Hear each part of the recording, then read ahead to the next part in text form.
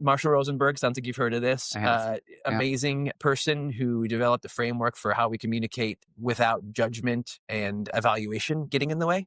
So a lot of our communication is that was good, that was bad, that was right, that was wrong, that was stupid, that was dumb. Those are judgments. Those are evaluative, right? I'm evaluating it. Right. I'm not saying what it is. I'm not saying that's a ball. I'm saying it's a good ball. Right. I'm not saying that's a seat. I'm saying it's a comfy seat. Got it. Right. Yeah. I'm putting my evaluation on top of it. Yeah. And when we communicate without evaluations, it's easier to hear one another.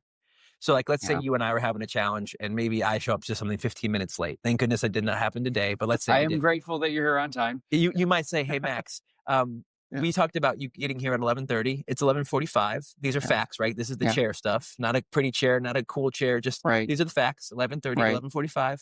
I'm nervous or I'm frustrated. Might be the next thing you say. These are feelings. Completely fair for you to have an emotional reaction, whether it's pleasant or unpleasant, to a thing that happened. What you're not saying in either of these is, Max, you jerk, or Max, thanks for being not thoughtful, right? Yeah. You're saying this happened.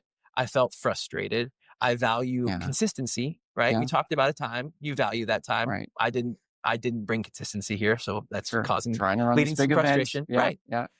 And I can hear you when you speak that way, right? Sure. The request might be, hey, I wish you would have called me ahead of time. If we ever do this again, let me know, next time, or just it really matters to be on time to this sort of thing. Can you please be more potentially come earlier next time? Sure. If you can, making a request at the end. Right.